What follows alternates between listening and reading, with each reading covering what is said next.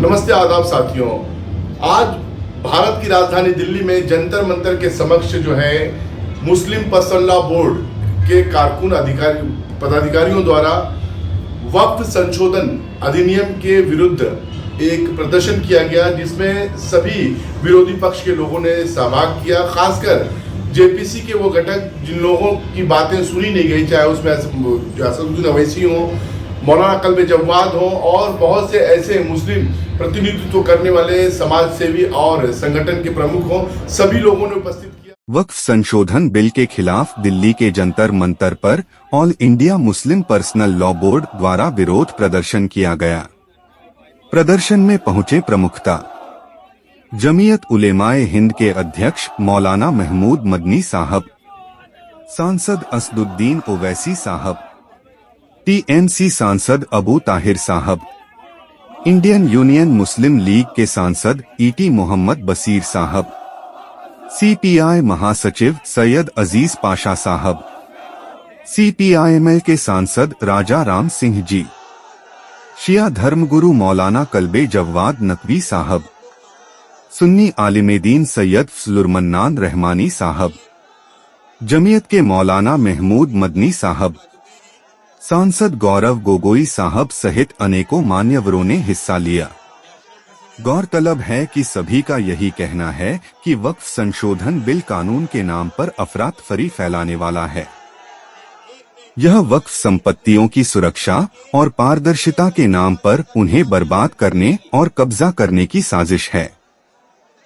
इसलिए सभी मौजूद बुद्धिजीवियों द्वारा सरकार से मांग किया गया कि सरकार इस बिल को वापस ले।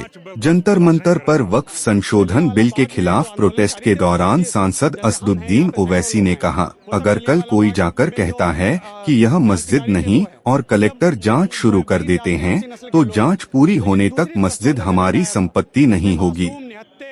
वक्फ संशोधन बिल मुसलमानों के धार्मिक अधिकारों पर कुठारघात है। वक्फ संशोधन बिल भारत के धर्मनिरपेक्ष लोकतांत्रिक सिद्धांतों के खिलाफ है और भारतीय संविधान का स्वरूप 12 से 35 में मौजूद बुनियादी अधिकारों का उल्लंघन करता है। साथ ही यह बिल 25 करोड़ से ज्यादा अल्पसंख्यक नागरिकों के भावनाओं को कष्ट देने के बराबर है। अर्थात हम इसे पूरी तरह अस्वीकार करते हैं और सरकार से तुरंत वापस लेने की मांग करते हैं। वक्फ संशोधन बिल के खिलाफ जंतर मंतर पर हुए बड़े प्रदर्शन में सभी मुस्लिम संगठनों ने एकजुटता के साथ बोले कि हम सब कुछ बर्दाश्त कर सकते हैं, लेकिन अपने मजहब पर आंच बर्दाश्त नहीं करेंगे। आइए जानते हैं हमारी विशेष रिपोर्ट के माध्यम से क्या कुछ कहा गया प्रदर्शनकारियों द्वारा। सबसे मुखातिब हूँ।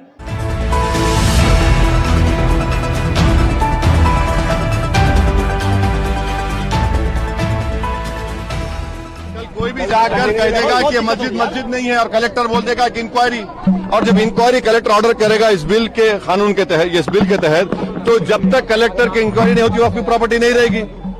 यही होगा ना। अगर आपकी मस्जिद है, कोई आके बोलेगा मस्जिद नहीं है, कलेक्टर को कंप्लेन दे दिया, कलेक्टर इंक्वायरी ऑर्डर करेगा, इंक्वायरी तक जब इंक्वायरी ऑर्डर करेगा तो वो मस्जिद ही नहीं रहेगी, वक्फ नहीं रहेगा। दिल्ली में 123 प्रॉपर्टीज हैं जिसको दिल्ली वक्फ बोर्ड कहता है हमारी है और गवर्नमेंट बोलती है हमारी है। पार्लियामेंट सामने की मस्जिद आप देखते हैं ना, वो सरकार कहती है हमारी प्रॉपर्टी है। कल कलेक्टर ऑर्डर करेगा और नोटिस लगा देगा गवर्नमेंट प्रॉपर्टी। वही तो कर रहे हैं। और हिंदू धर्म में, सिखों के धर्म में, जैन धर्म में, बौद्ध धर्म में उनके जो मजहबी बोर्ड्स हैं उसमें तो कोई उन्हीं का मजहब का नहीं बन सकता है। यहाँ पर आप कैसे बना रहे हैं फिर, और ज्यादा बना सकते हैं क्या? इससे वक्फ को बचाने का कोई ताल्लुक नहीं है। क्या इससे लगता है कि आपसी, जो आपने जैसा भी कहा, कि क्या फर्क पड़ेगा आपसी भाईचारगी पे हिंदू पे मुसलमान? ये इंशाल्लाह नहीं पड़ना चाहिए। मेरी सरकार वही चाहती है, ताकि देखिए आप अचानक संभल का उठा दिए, जबकि 1880 में वो मसला हल हो चुका है। अरे भाई, पासमानदा मुसलमान का, आपका एक मुसलमान का एमपी नहीं है? बेशर्मी की भी कोई हद होती है यार। तुम एक एमपी को नहीं बना सकते? लोकसभा में कितने एमपी है तुम्हारे पास? कितने तुम्हारे पास मंत्री है बताओ, मिनिस्टर है? आप हमको ये बताइए कि कौन सा प्रोविजन जो वक्फ को फायदा पहुंचाएगा। सर ये मुहिम, सुनिए, आप कह रहे हैं कि ओरल गिफ्ट नहीं होगा, और फिर आप कानून ये कह रहा है कि अगर मैं वफ ये बिल में कह रहे हैं कि आप ओरल गिफ्ट मस्जिद को नहीं कर सकते मगर ओरल गिफ्ट अपने औलाद कर सकते। ये कौन सा कानून है? ट्रांसफर ऑफ प्रॉपर्टी एक्ट तो एक्ट है ना, कैसा करेंगे आप ये? काट के हटा दो। महिला पहले से मेंबर है, महिला तो सर- आप लोग पढ़ते नहीं है, वैसी साहब महिला पहले से मेंबर है।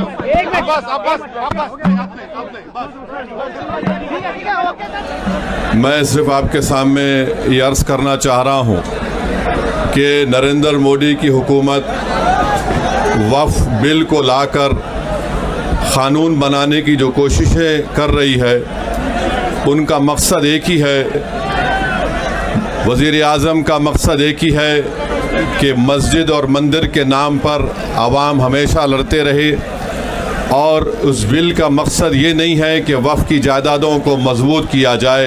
आप खुद अंदाज़ा लगाइए कि हिंदू धर्म के एक बहुत बड़े ज्यूरिस्ट हैं BK मुखर्जी की किताब में लिखा गया कि हिंदू धर्म में बाय कस्टम बाय यूसेज वो मंदिर की जायदाद बन सकती है। तो नरेंद्र मोदी वक्फ के वक्फ बाय यूज़र को इस तरह से ख़त्म कर रहे हैं कि अगर कोई डिस्प्यूट होगा या गवर्नमेंट प्रॉपर्टी होगी तो वक्फ बाय यूज़र नहीं रहेगा। दिल्ली में 123 वक्फ की जायदादें हैं जिस पर मरकज़ी हुकूमत का कि ये गवर्नमेंट की प्रॉपर्टी है। कलेक्टर को इख्तियार देने का मतलब यही है कि कलेक्टर हुकूमत के हक़ में फ़ैसला देगा। जिस मस्जिद के इमाम हमारे भाई मरकज़ी हुकूमत कहती है कि वो गवर्नमेंट की प्रॉपर्टी है, अगर कल खुदा ना खास्ता ये क़ानून बनेगा तो कोई भी जाकर मरकज़ी हुकूमत की तरफ से, दिल्ली सरकार की तरफ से वहाँ पर एक नोटिस लगा देगा कि ये वक्फ की प्रॉपर्टी। हिबा को निकाल रहे हैं, ट्रांसफ़र ऑफ प्रॉपर्टी में हिबा है मगर कोई गिफ्ट नहीं कर सकता वक्फ की जायदाद को। नरेंद्र मोदी आजकल भारत के हमारे फजीलतुल शेख बने हुए हैं और ये बता रहे हैं कि अगर कोई मुसलमान होता है तो उसको 5 साल तक वो वक्फ को नहीं दे सकता है। ये कहाँ से इनको मालूम हुआ? कौन से फ़िक़्ह ये की किताब में लिखा गया? तो इनका मकसद एक ही है कि भारत के मुसलमानों से उनकी सियासी और मजहबी शनाख्त को छीन लिया जाए। मैं आपको छीनना, इवैक्यू प्रॉपर्टीज़ को छीन लेना, ये मकसद नरेंद्र मोदी की हुकूमत का है। और हम कॉशन कर रहे हैं चंद्रबाबू नायडू को, हमारे पासवान साहब को और नीतीश कुमार तक कायम रहेगी अगर आप इस वक्त नाजुक वक्त में इस बिल की तायीद करेंगे तो आपको मुसलमान कभी नहीं माफ़ करेगा, क्योंकि आपकी तायीद की वजह से ये बिल कानून बनेगा। इसलिए हम उनसे भी कह रहे हैं कि आप इस गैर अनकॉन्स्टिट्यूशनल बिल की तायीद मत करिए। हमारा मुतालबा सिर्फ यही है, अगर हिंदू धर्म की प्रॉपर्टीज़ में, मंदिरों में, सिखों के गुरुद्वारा में कोई गैर सिख या गैर हिंदू मेंबर नहीं बन सकता तो मुसलमान के इस वक्त में क्यों बन सकता है? तो ये तमाम चीज़ें हैं। हम उम्मीद करते हैं कि हुकूमत इसका नोटिस लेगी। अगर नरेंद्र मोदी इस मुल्क के अमन को ख़राब करना चाहते हैं, वो मस्जिदों और मंदिरों के झगड़ों में जारी होगी। मैं यहाँ पर शुक्रिया अदा करना चाहूँगा हमारे जॉइंट वर्किंग कमेटी पार्लियामेंट के तमाम अरकान का, और ख़ास तौर से कल्याण बनर्जी साहब का, TMC के राजा साहब का, DMK का, हमारे नासिर भाई का और मुहिबुल्लाह नदवी साहब का। हमने तमाम बड़ी कोशिशें की, हमने अपनी अपनी डिसेंट रिपोर्ट को दी। कोई कहता है कि नहीं अगर तुम्हारे को डर है तुम नमाज मत पढ़ो, घर में बैठ जाओ। तुम्हारे को अगर डर है तो मत निकलो, घर में बैठ जाओ। कोई कहता है कि जिस तरह मस्जिदों को कवर से कवर कर दिए, तुम अपने सर को कवर कर लो, मत निकलो। कोई कहता है कि दवाखाना अगर बन रहा तो मुसलमानों के लिए अलहदा उसमें हिस्सा कर दो। भारत और हिंदुस्तान के मुसलमानों कभी मायूस मत हो। ये वक्त के अबू जहल खत्म होने को और खत्म होंगे, ये वक्त के यजीद आए हैं खत्म होंगे, ये वक्त का फिरौन खत्म होगा, ये वक्त का नमरूद खत्म होगा, ये तमाम शैतानी ताकतें खत्म होगी। हमारी जिंदगी में नहीं, तुम्हारे आने वाले बच्चों की जिंदगी में खुशियां होंगी इंशाअल्लाह ताला। मेरे अजीज दोस्तों और बुजुर्गों, हिम्मत और हौसले को बुलंद रखो और अपने ईमान को मजबूत करो। और ईमान कैसे मजबूत होता है? सच्चाई को अपनाओ, गुनाहों से परहेज करो, दीन को सीखो उलमाए किराम के पैरों के पास बैठकर। कोई डरने की जरूरत नहीं है। ये जो कोई कहता है बंगाल में कि अगर हम हुकूमत में आ जाएंगे तो बंगाल से मुसलमानों को निकाल देंगे। अरे मेरे भाई, वो डरपोक थे, जो पाकिस्तान को भाग गए, ये जियालों की औलाद है, भागने वालों की औलाद नहीं है। अरे वो डरपोक थे, भाग गए। हमारे आबो अजदाद ईमान की दौलत से मालामाल थे, उन्होंने भारत को अपना वतन माना और मानते रहेंगे। तुम यहां भिजा दो, वहां चले जाओ। अरे क्या कोई गली से निकल के वहां बात कर रहे? तुम अपना घर छोड़ के दूसरी गली में नहीं आते, बोलते वहां चले जाओ। अजीब अहमखाना गुफ्तगू कर रहे हैं, मगर यकीनन तकलीफ होती है। भारत के आईन में इज्जत, वक़ार किसी भी भारत के नागरिक का एक फंडामेंटल राइट है। इज्जत और वक़ार, डिग्निटी, वो आज कहां है बताइए आप? हमसे छीना जा रहा है। यह बताया जा रहा है कि तुम दूसरे दर्जे के शहरी, हम दूसरे दर्जे के शहरी कभी नहीं बनेंगे। तुम लाख बोल लो, हम तुम्हारा जमहूरी तरीके से मुकाबला करेंगे, मुकाबला करते रहेंगे और इंशाअल्लाह ताला तुम हारोगे। घर में बैठ जाओ, नमाज, एक चीफ मिनिस्टर बोल रहे नहीं जुम्मे की नमाज घर में भी पढ़ सकते। आप कब से फजीलतुल शेख बन गए? आप कब से अल्लामा बन गए? ये समझ में नहीं आया। अब दीन मैं इनसे सीखूं? नहीं, जुम्मे की नमाज घर में पढ़ ले सकते। अच्छा, और क्या क्या कर सकते हैं घर में? बोलो प्यारे, घर में पढ़ लो। अरे मस्जिद है, फ्रीडम ऑफ रिलीजन है, मस्जिद है, सुबह क़यामत तक मस्जिद रहेगी। जब सूर फूका जाएगा तो सूर फूकने के वक्त अल्लाह इन मस्जिदों को उठाकर, इस मस्जिद चौक को, मक्का मस्जिद को उठाकर दुनिया की मसाजिद को उठाकर जन्नत में रख देगा। जब तक सूर नहीं फूका जाएगा प्यारे, हम मस्जिद को जाएंगे और मस्जिद को आबाद करते रहेंगे, क्योंकि हमारा फ्रीडम ऑफ रिलीजन है। आर्टिकल 25 मुझे इस बात की इजाजत देता है। मैं अपना दीन तुमसे नहीं सीखूंगा, मैं उन लोगों से दीन नहीं सीखूंगा जो मुझे, मेरी शनाख्त को खत्म करना चाहते। मैं दीन सीखूंगा तो मेरे मौजूद उलमा किराम से, मशाइखीन से। मेरे अजीज दोस्तों और बुजुर्गों, हिम्मतों को बुलंद रखो, डरने और घबराने की जरूरत नहीं है। अच्छा, एक पिक्चर आई, मैं आरएसएस से और खास तौर से वजीर आजम से और आरएसएस के लोगों से पूछना चाह रहा हूं, छत्रपति संभाजी को बदतरीन अल्फाज किसने इस्तेमाल किए थे? सावरकर ने छत्रपति संभाजी के खिलाफ बदतरीन अल्फाज इस्तेमाल किए गोलवालकर अपनी बंच ऑफ थॉट्स में। अगर मैं बोलूंगा तो टीवी चैनल वाले रोजा खोलने से पहले मेरे को बताएंगे अरे क्या बोल दिया आप। उन्होंने क्या बोले मालूम इनको तो? क्या वजीर आजम मुत्तफिक है? क्योंकि वजीर आजम बोले अच्छा पिक्चर है। जो उन्होंने गोलवालकर को अपना गुरु कहा, तो गोलवालकर ने छत्रपति संभाजी के खिलाफ जो बात कही थी, क्या उसको काबिल कबूल है? जो सावरकर ने जो बात कही, तुम उसको काबिल कबूल मानते हो? अगर नहीं मानते तो फिर इनको क्या करोगे? तुम ये समझ रहे कि हम नहीं जानते क्या कह रहे हैं? और फिर मेरे अजीज दोस्तों और बुजुर्गों, अब तो खबर को तोड़ देंगे, खबरों को तोड़ देंगे।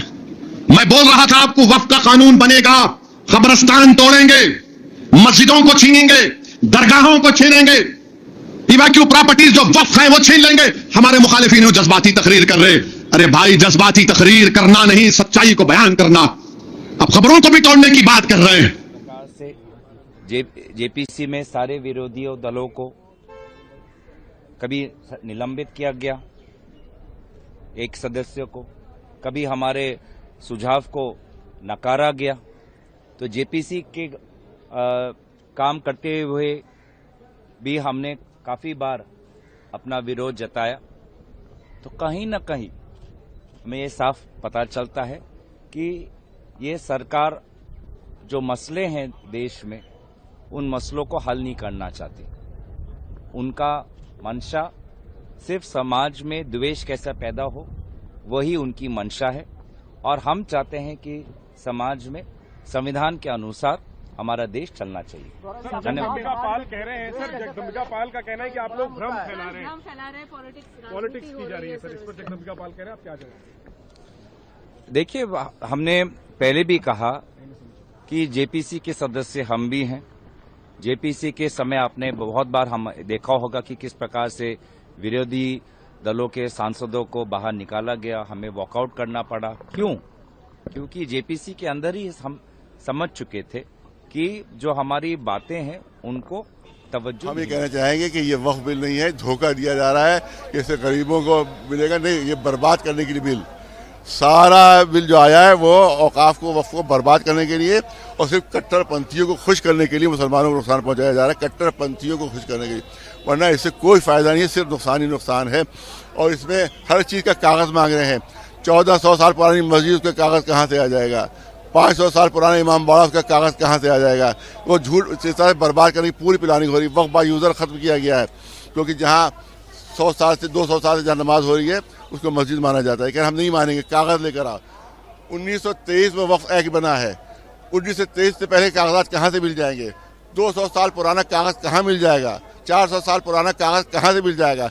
यही कानून आप मंदिरों को लिए क्यों नहीं रख रहे हैं कि मंदिरों वालों से कहिए कागज़ लेकर आओ, उससे ये कागज़ लेकर आओ कि तुमने मंदिर यहाँ कैसे बना दिया। उसके लिए कोई कानून नहीं, सारे कानून हमारे लिए बनाए गए हैं। इसी तरह से जो कानून का ये है कि जिस वक्फ की ज़मीन पर हुकूमत का कब्ज़ा है वो हुकूमत के अंदर चली जाएगी, उसकी मिल्कियत हो जाएगी। यानी चोरी के माल पर चोर कब्ज़ा कर लेगा। कौन दुनिया का कानून ऐसा है कि चोरी के माल पर कब्ज़ा कर ले? कह रहे हैं कि हमारा कब्ज़ा है और कब्ज़ा हमारा वो बरकरार रहेगा और वो हमारी मिल्कियत हो जाएगी। तो इसका मतलब चोरी का इकरार भी कर रहे हो, और चोरी के माल पर कब्ज़ा भी कर रहे हो। पास भी नहीं है आज, तो पास होने के बाद हम एहतजाज करें। उसमें जो पॉइंट्स है वो सब हमारे सामने हैं। पास होना ना होना कैसा, इस बिल को वापस लेना पास होने से पहले, पास होने से पहले इस बिल को वापस लेना है। ये सांप का बिल है, मैंने पहले ही कह दिया सांप का बिल है, सांप का बिल है ये। मुसलमान जो है वो सब कुछ बर्दाश्त करेगा मगर अपने मजहब पे आंच बर्दाश्त नहीं करेगा। जलियांवाला बाग में जो आंदोलनकारी थे वो भारतीय थे, जैसे हम हैं यहाँ पे सैकड़ों लोग आए हैं। वो सब जलियांवाला बाग में जो क्रांतिकारी थे वो हैं, हम सब वहीं से आते हैं, उसी नस्ल के लोग हैं। लेकिन दूसरी तरफ कौन था? जनरल डायर था, जिसने मासूम निहत्ते हिंदुस्तानी क्रांतिकारियों पे गोलियां बरसाई थी। तो सरकार अपने आप को जनरल डायर मानती है। अगर सरकार ये कह रही है कि जलियांवाला बाग होगा तो सरकार क्या मानती है कि वो जनरल डायर है? अगर इसके अंदर छेड़छाड़ होगी, जहाँ तक अपने उलमा इकराम के साथ हम जा सकते हैं, इसके बाद भी जाएंगे। जैसे हमारे उलमा इकराम कहते रहेंगे ऐसे हम आगे तक चलते रहेंगे और कदम बढ़ाते रहेंगे यहाँ तक कि वक्त तलमीर जो है ये रुक जाए। ये कि वक्फ का जो मालिक होता है वो अल्लाह होता है, और अल्लाह को जब एक चीज़ किसी ने गिफ्ट कर दिया अल्लाह के नाम पे तो उसका मालिक अल्लाह होता है। तो उसको अल्लाह की चीज़ को बचाने की जिम्मेदारी हमारी है। इंकलाब आएगा, तालीमी इदारों में इंकलाब आएगा, मस्जिद की मीनारों में इंकलाब आएगा, गलियों में चौबारों में इंकलाब आएगा, तालीमी। इस तरीके से आज प्रदर्शन कर रहे आए दिल्ली के जंतर मंतर पर, क्या ये बड़ा आंदोलन होगा? मैं शाही इमाम टीले वाली मस्जिद लखनऊ आप सबसे मुखातिब हूँ। ये आंदोलन का पहला धरना है जो जलसे में तब्दील हो गया, और अगर बिल इसके खिलाफ पास होगा, वक्फ के हम लोगों के खिलाफ, बड़ी अकलियत के खिलाफ, तो इसका बहुत बड़ा विरोध होगा, बहुत बड़े धरने होंगे, हर जगह धरने होंगे, हर जगह प्रदर्शन होंगे, हर जगह गवर्नमेंट को सोचने का बिल्कुल मौका दिया जाएगा कि इसको सोच के इसको बिल्कुल ख़त्म कीजिए वक्फ के मामले को। क्या फिर से देश भर में शाहीन बाग बनेगा? जाहिर है कि ये इतना ज़बरदस्त, ये अहम हमारा मसला है जिसमें हमारे इसमें कब्रिस्तान आता है, मस्जिदें आती हैं, खानकाहें आती हैं, और हर तरह से इमाम बाड़े आते हैं। तो लिहाजा कि हमारा जो भी कुछ सेंटिमेंट्स हर चीज़ से जुड़ा हुआ है उससे, और वही ख़त्म कर दिया जाएगा। और सबसे बड़ी बात यह कि वक्फ का जो मालिक होता है वो अल्लाह होता है, और अल्लाह को जब एक चीज़ किसी ने गिफ्ट कर दिया अल्लाह के नाम पे तो उसका मालिक अल्लाह होता है। तो उसको अल्लाह की चीज़ को बचाने की जिम्मेदारी हमारी है।